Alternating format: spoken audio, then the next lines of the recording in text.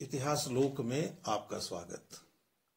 गांधी दर्शन की चर्चा हो रही है और हमारे सामने है गांधी जी की लिखी हुई किताब हिंद स्वराज्य।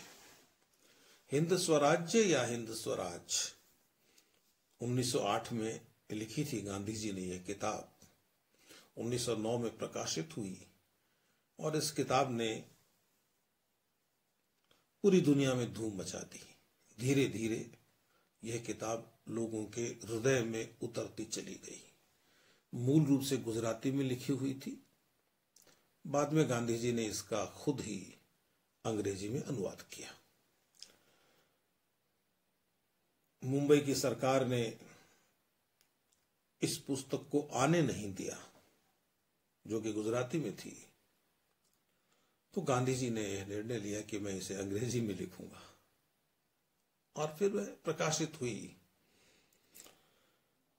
गांधी जी का जो दृष्टिकोण है इस किताब में,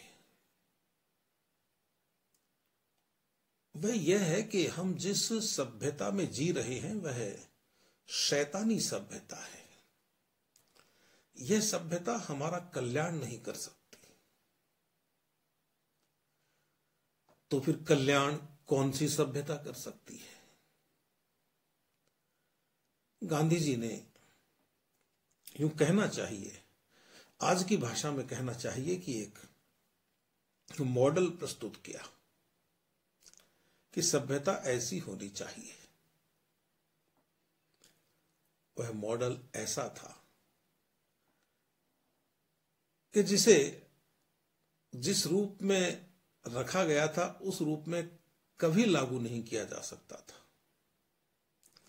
लेकिन गांधी जी का हमेशा कहना था कि आपके सामने एक आदर्श होना चाहिए। आप उस आदर्श को पूरा हासिल न कर सको तो उस आदर्श को हासिल करने की दिशा में आप बढ़ते रहिए। एक तरह से यह किताब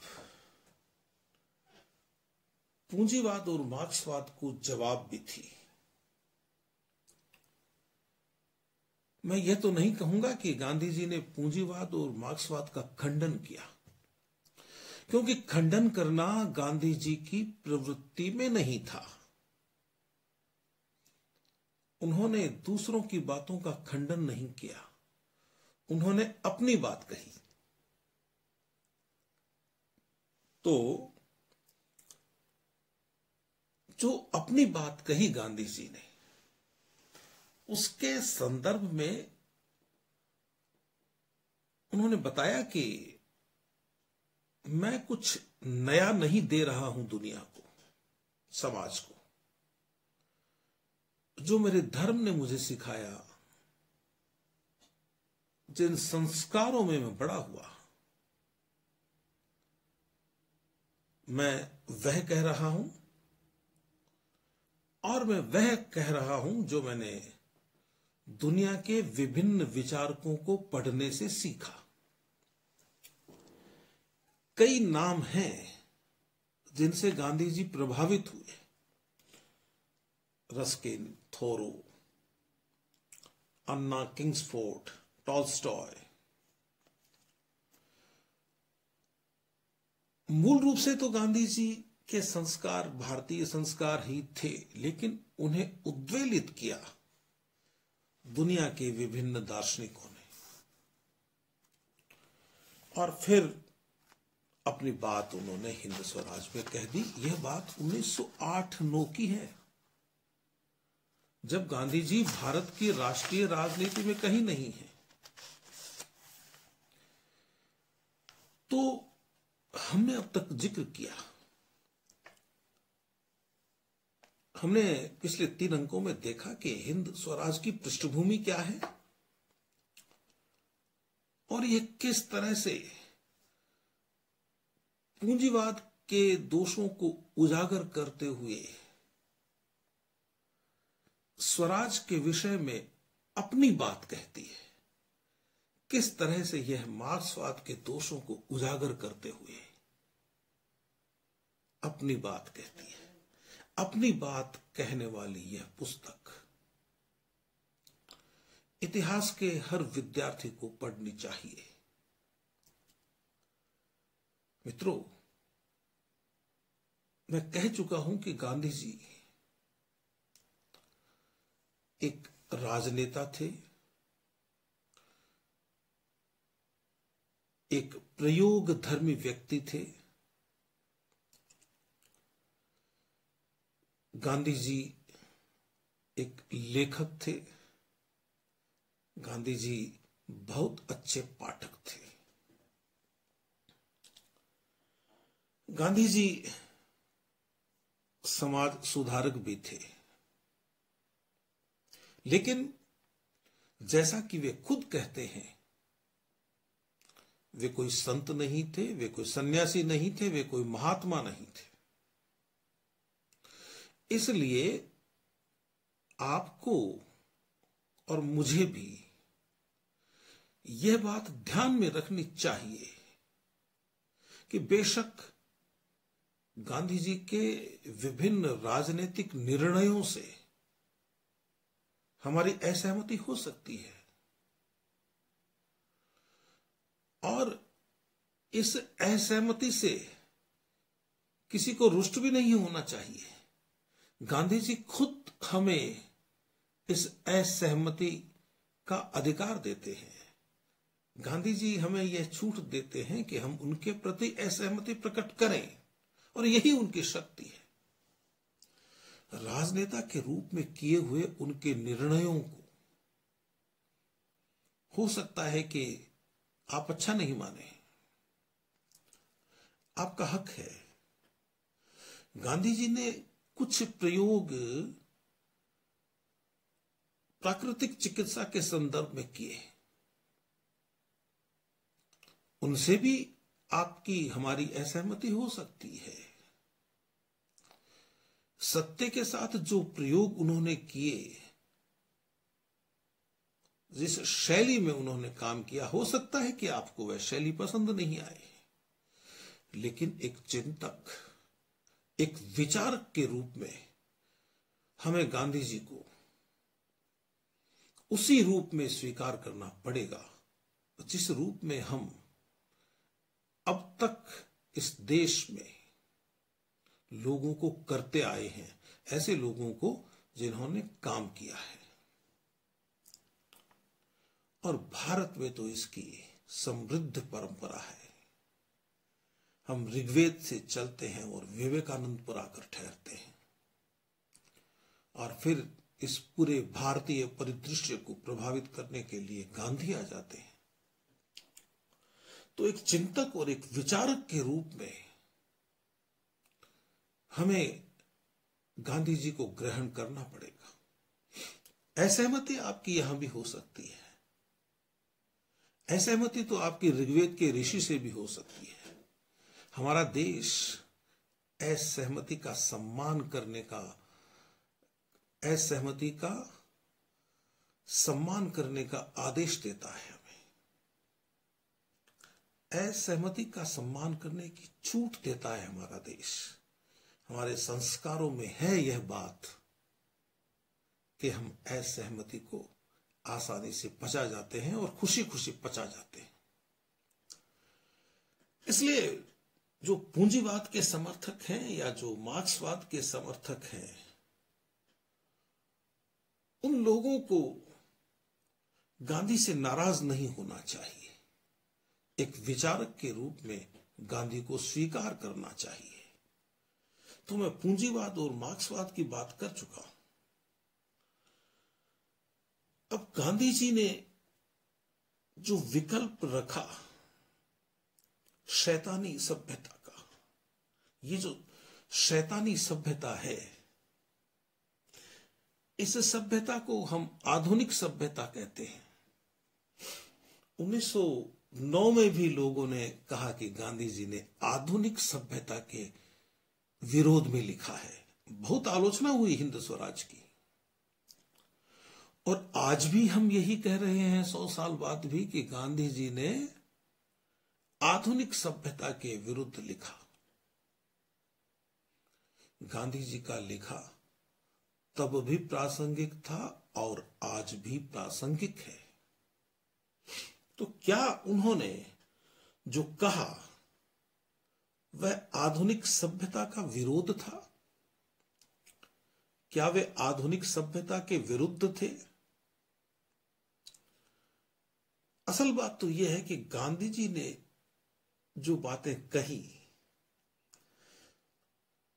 वे बातें ऐसी थी जिनसे यह संदेश निश्चित होता था कि यह जो सभ्यता चल रही है, इस सभ्यता में से इन इन चीजों को निकाल दो।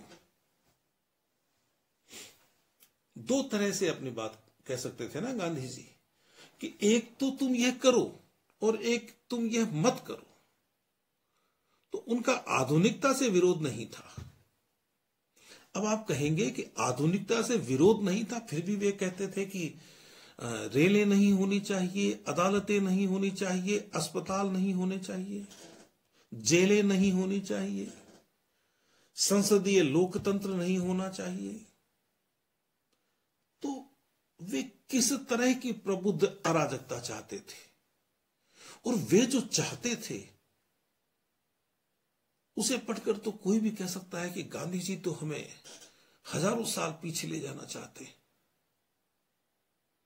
कोई कहे तो कहे, गांधी जी अपनी सभ्यता को जो वे जैसी वे चाहते हैं, उस सभ्यता को आधुनिक कहते ही नहीं है। वे सिर्फ यह कहते हैं कि मुझे यह ठीक लगता है और मैं यह कह रहा हूं। और यदि किसी को यह लगता है कि मैं आधुनिक सभ्यता के विरोध में कह रहा हूं, तो उन्हें यह समझना चाहिए कि मैं जो गलत होते देख रहा हूं उसके विरोध में कह रहा हूं। तो एक विकल्प के रूप में प्रस्तुत की गई यह किताब है, सभ्यता के विकल्प के रूप में। और मैं यह कहता हूं कि यह अपने समय की आधुनिक किताब थी। जो प्रचलन में है उसके विरुद्ध आप अपनी कोई स्थापना रखते हैं, तो यह जरूरी नहीं है कि जैसी आप सोचें वैसी ही रखें, या जिस तरह से आप सोचें उस तरह से वे रखें, जरूरी नहीं है। यदि उसमें नवाचार है, यदि उसमें नयापन है, तो वह आधुनिक है। और गांधी जी जो भी कह रहे हैं, बातें पुरानी कह रहे हैं, मैं ही कह रहा हूं, लेकिन आज के संदर्भ में आप उनकी कही हुई बातों को लागू नहीं कर सकते, बहुत कठिन है। और यदि लागू कर पाएंगे तो आप कुछ नया करेंगे, नवाचार करेंगे, और नवाचार ही आधुनिकता है। तो यह हमें ध्यान रखना चाहिए। गांधी जी ने कहा कि देखिए, आप इसे चाहे किसी भी रूप में लें, मैं रेल को, यह जो कानून है उसको, मतलब अदालतों को भी, ये जो समाज में एक संविदा प्रवृत्ति हो गई है, जैसे लोग कॉन्ट्रैक्ट पे काम कर रहे हैं, यह नहीं होना चाहिए। कॉन्ट्रैक्ट पे काम करने का मतलब इस हाथ ले और इस हाथ दे, यह नहीं होना चाहिए। आपके पास ज्यादा है तो आप समाज में बांट दीजिए बिना किसी अपेक्षा के। आप अपनी मशीनें बंद कर देते हैं और कुटीर उद्योग स्थापित कर लेते हैं और 50 की जगह 500 को रोजगार देते हैं, तो गांधी जी इससे इनकार नहीं कर रहे। गांधी जी उस व्यवस्था से इनकार कर रहे हैं कि आपने 450 लोगों के पेट पर लात मार के 50 लोगों का पेट भरने का काम हाथ में ले लिया। उनको भी आप किसी दिन कह सकते हो कि अपने घर जाइए, हम दूसरों से काम करवाएंगे। आपके साथ हमारा कॉन्ट्रैक्ट खत्म हो गया, हमने 2 साल की बात की थी, 2 साल पूरे हो गए, घर जाएगी, दूसरे लाएंगे। इस तरह की व्यवस्था को पसंद नहीं करते गांधी जी। उन्होंने कहा कि मशीनें, सेना, पुलिस, ये सब न हो तो मेरे मन की सभ्यता बने। गांधी जी अपने किताब के 6ठे अध्याय में आधुनिक सभ्यता का जिक्र करते हैं, बार बार करते हैं, 14वें अध्याय में भी करते हैं। वे कहते हैं 14वें अध्याय में कि ये जो दुनिया है ये बाहरी सुख ढूंढने में लगी हुई है, असली सुख भीतर का है, असली सुख मन का है। और तुम इन चीजों के पीछे भागते हो, रेल के पीछे, कानून के पीछे, दवाइयों के पीछे, पुलिस के पीछे, सेना के पीछे, मशीनों के पीछे। ये सब आपको बाहरी सुख देने वाली चीजें हैं और इनसे शांति नहीं मिलती। वे कहते हैं सभ्यता का मतलब है खुद को पहचानना। 13वें अध्याय में कहते हैं हिंदू स्वराज्य के, अपने आप को जानना। और आपको स्वराज तभी मिलेगा जब आप स्वयं को जान जाओगे। उनका यह कहना था कि केवल अंग्रेजों का नहीं होना ही स्वराज्य प्राप्त करना नहीं होगा। आप जब हिंद स्वराज को पढ़ेंगे तो उसके शुरुआती पन्नों में ही यह बात आ जाती है। उनका पाठक उनसे नाराज हो जाता है गांधी जी से, कहता है कि क्या है गांधी जी, आप दादा भाई नौरोजी की तारीफ करते हो, आप गोखले की तारीफ करते हो, आप ऐसे अनेक लोगों की तारीफ करते हो जिन्होंने अंग्रेजों की तारीफ की है। आप तो एओ ह्यूम की भी तारीफ करते हो जिसने कांग्रेस बनाया। तो गांधी जी ने कहा कि यदि इन लोगों ने हमें स्वराज के विषय में सोचने के लिए तैयार किया तो इनकी तारीफ करने में क्या दिक्कत है। बोले नहीं, मैं अंग्रेजों को पसंद नहीं करता। तो गांधी जी ने उससे पूछा कि आप क्या चाहते हो अंग्रेजों से? आप जो जो चाहते हो वे सब चीजें यदि अंग्रेज आपको दे दें, अंग्रेज आपको शासन दे दें, तो उसके बाद भी आप चाहोगे कि अंग्रेज चले जाएं? बोले हाँ, मैं चाहूंगा अंग्रेज चले जाएं, नहीं रहने चाहिए। तो कहा कि फिर आप रेलों को रखना चाहेंगे, अदालतों को रखना चाहेंगे, पुलिस को रखना चाहेंगे, सेना को रखना चाहेंगे, मशीनों को रखना चाहेंगे जो हमें अंग्रेजों ने दी? बोले वो तो हम रखेंगे। तो गांधी जी ने कहा कि भाई मैं यही कहना चाहता हूं कि अंग्रेज भले ही यहां रह जाएं, वे अपने साम्राज्यवाद को छोड़ दें, एक आम व्यक्ति की तरह रहें, अपना दंभ छोड़ दें, अपना अत्याचार छोड़ दें, सुधर जाएं। लेकिन इस देश से अंग्रेजियत जानी जरूरी है। गांधी जी कहते हैं कि आपने अंग्रेजों को भगा दिया और उनकी दी हुई सब चीजें रख ली तो आपको स्वराज प्राप्त नहीं होगा। और गांधी जी कहते थे कि भाई मैं यदि जीवित रहा, मैंने ये स्वराज देखा, आजादी देखी हिंदुस्तान की, तो मुझे आजादी के बाद में अपने लोगों से स्वराज के लिए संघर्ष करना पड़ेगा। कितनी बड़ी बात है। गांधी जी जानते थे कि अंग्रेज चले जाएंगे लेकिन अंग्रेजियत नहीं जाएगी। अंग्रेज हमें जो जो चीजें देकर गए हैं, जिनका मैंने अभी जिक्र किया, ये चीजें खत्म हो ही नहीं सकती थी। तो गांधी जी ने कहा कि स्वराज्य केवल अंग्रेजों का न होना नहीं है, स्वराज तो एक ऐसे समाज का होना है जो अहिंसा पर टिका हो, जो प्रेम पर टिका हो, जो सत्य पर टिका हो। यह कहना चाहते हैं गांधी जी। गांधी जी ने कहा कि स्वराज महसूस करने की चीज है, शब्दों में प्रकट करने की चीज नहीं है।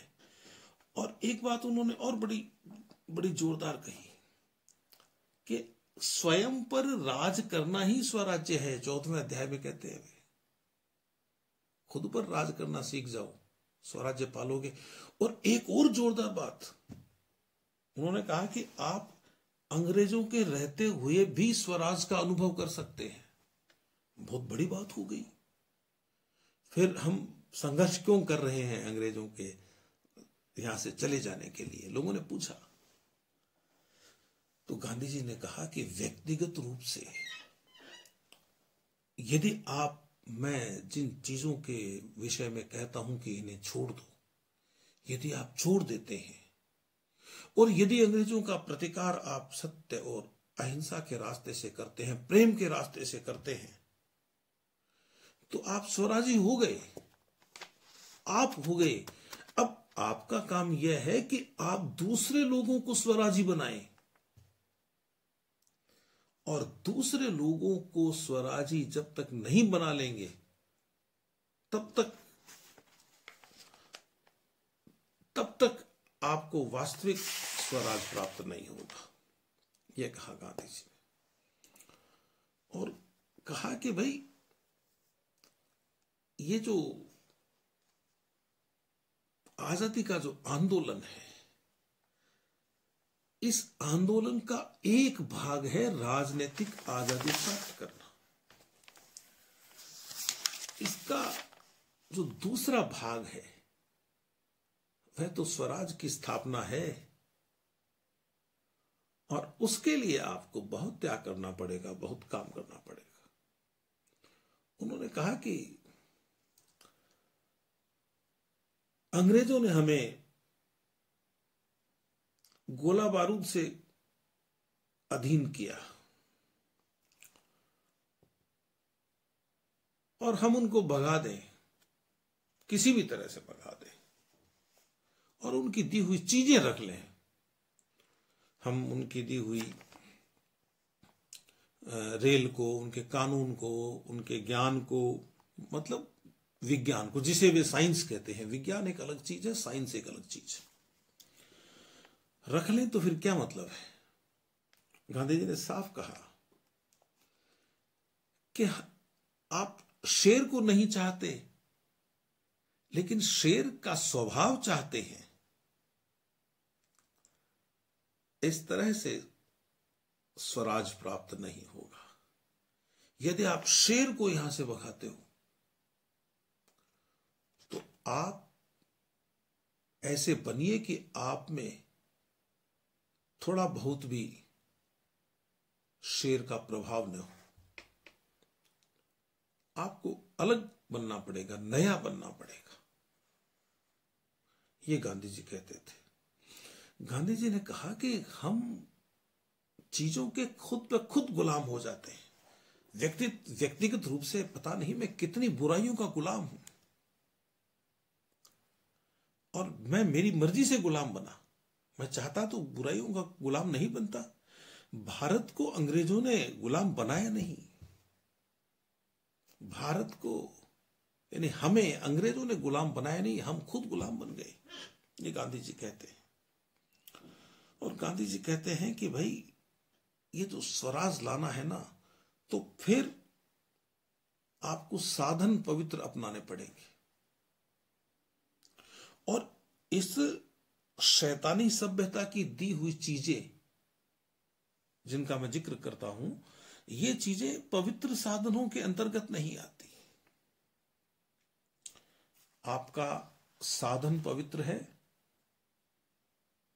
तभी पवित्र साध्य होने का मतलब है।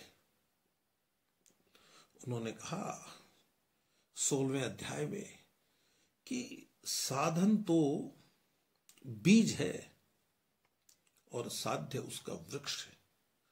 जैसा बीज होगा वैसा ही वृक्ष बनेगा। उन्होंने कहा कि आपको अंग्रेजों को पूरी तरह से भूल जाना चाहिए, उनका भजन बंद कर देना चाहिए। यदि आप शैतान को भजोगे तो शैतान को ही पाओगे।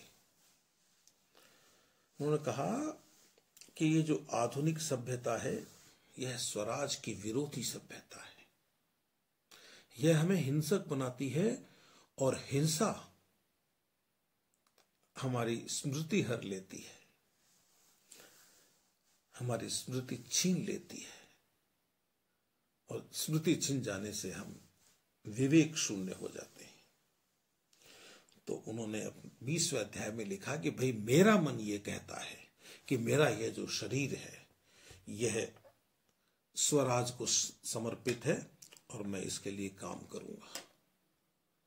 स्वराज मेरा निजी अनुभव है और मैं चाहता हूं कि सभी लोगों को इसका अनुभव हो।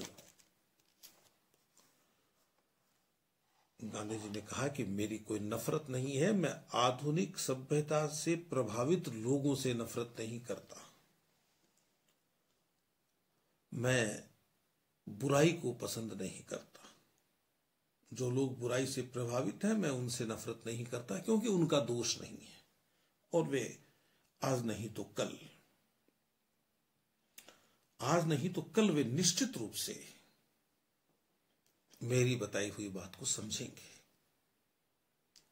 लोगों ने पूछा कि गांधी जी आप कैसी बात करते हो, आप कहते हो ये नहीं होना चाहिए, वह नहीं, मशीन नहीं होनी चाहिए। चलो मशीन नहीं होनी चाहिए, मान ली बात।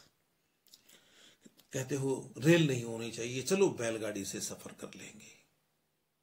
लेकिन आप तो कहते हैं कि अदालतें भी नहीं होनी चाहिए,